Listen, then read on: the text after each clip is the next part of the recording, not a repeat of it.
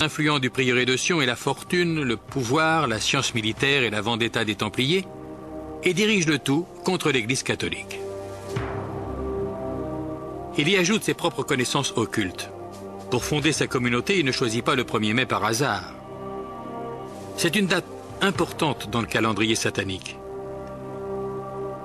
Le groupe est baptisé Illuminati, soit inspiration intellectuelle pour la version officielle. Mais en privé, Weishaupt déclare lui-même que le terme est dérivé de Lucifer et signifie « porteur de la lumière ». Le sceau officiel est une pyramide mystique tronquée, coiffée d'un œil dont les rayons lumineux se propagent dans toutes les directions. L'œil symbolise la connaissance de la confrérie d'illuminés qui règne au-dessus du monde. À l'attention de ses disciples, le fondateur énumère les 5 grands moyens secrets qui vont permettre d'accomplir son but obscur, la domination totale du monde. 1.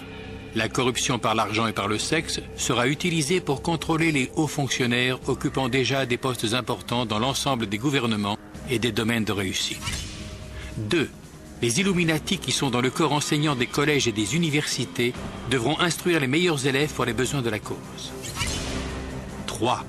Les personnes influentes et les élèves spécialement entraînés sous le contrôle de la confrérie seront placés dans les coulisses des gouvernements, des institutions religieuses et financières et utilisés comme agents.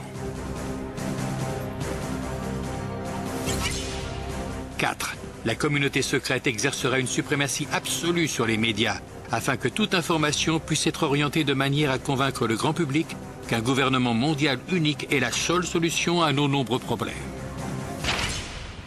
5. La phase finale de l'opération utilisera toutes les forces en place afin de lancer des coups d'État militaires destinés à renverser tout gouvernement hostile et à mettre le monde sous le joug d'un gouvernement global contrôlé par les Illuminati.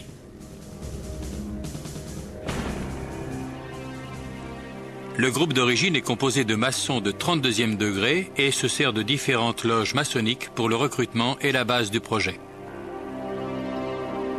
Le franc-maçon de plus haut rang à être recruté est le baron Knigge, un aristocrate du nord de l'Allemagne également connu sous le nom d'Adolphe Francis. Il joue un rôle majeur sur le front maçonnique européen. Les Illuminati sont extrêmement secrets, dissimulant leurs groupes et leurs identités derrière des pseudonymes classiques. Ainsi, Weishaupt est Spartacus et Knigge Philo. Le quartier général s'appelle Éleusis, l'Autriche est désignée comme l'Égypte. Même les dates sont cryptographiées. Sous la conduite de Knigge, les rangs des Illuminati atteignent plus de 3000 hommes.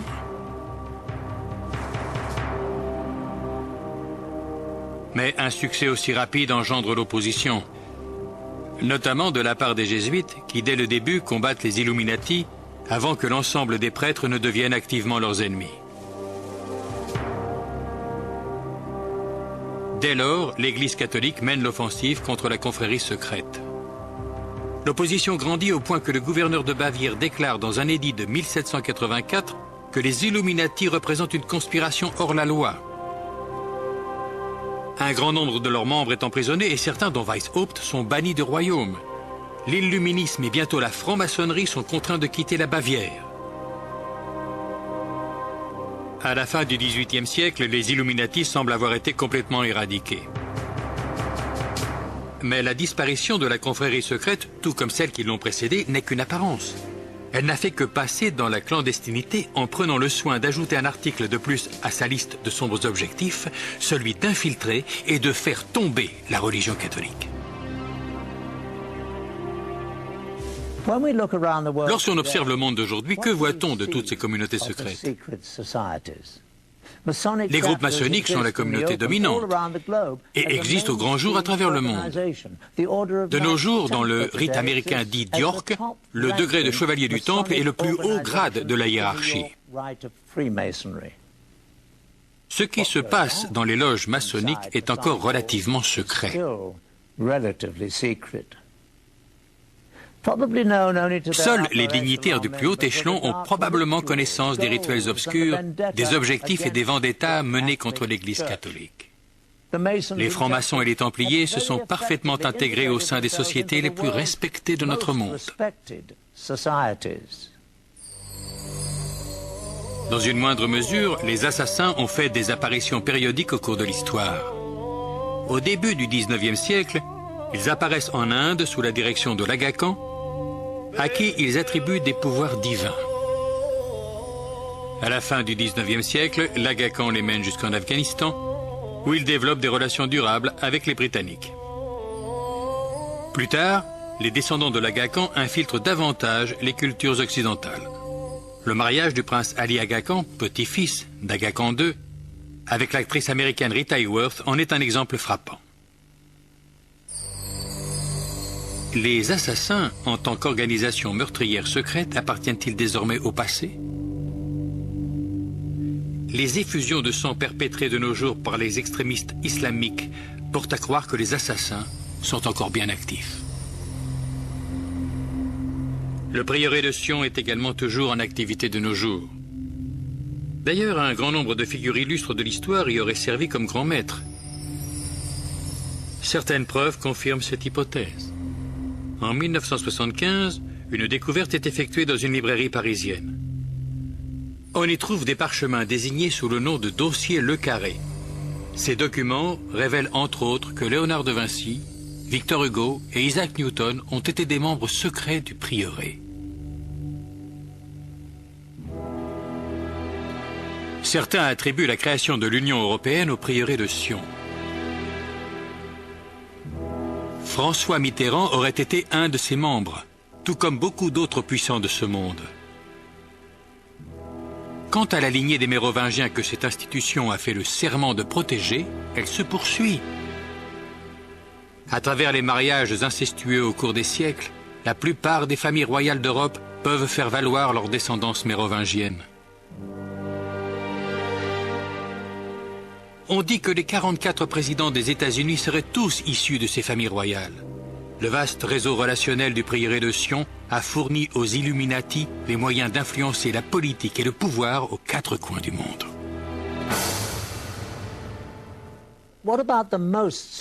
Justement, qu'est-il advenu des Illuminati d'Adam Weishaupt, la plus secrète d'entre toutes ces communautés, cette confrérie qui a fait le vœu de rassembler toutes les autres pour diriger le monde?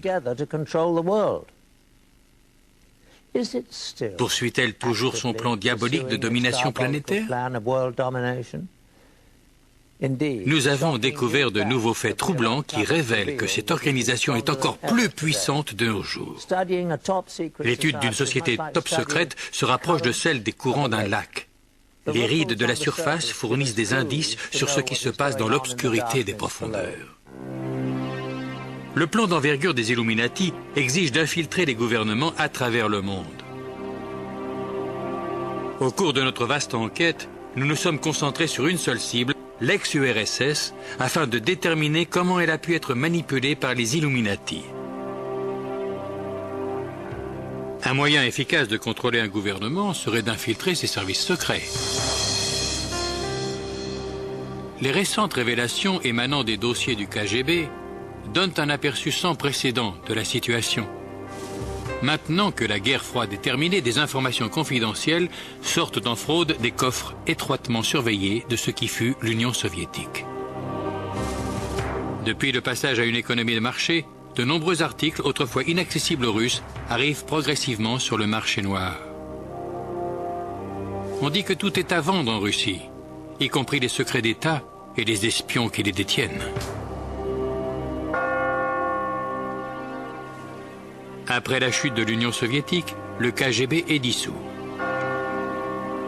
Le nouveau gouvernement forme ses propres services de sécurité et de renseignement.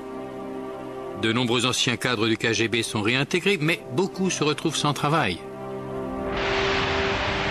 Parmi ceux qui sont employés, une partie importante ne touche pas le salaire convenu. Nous sommes surpris de constater que de nombreux anciens membres du KGB sont disposés, moyennant finances, à livrer le récit de première main de leurs activités confidentielles avec l'agence.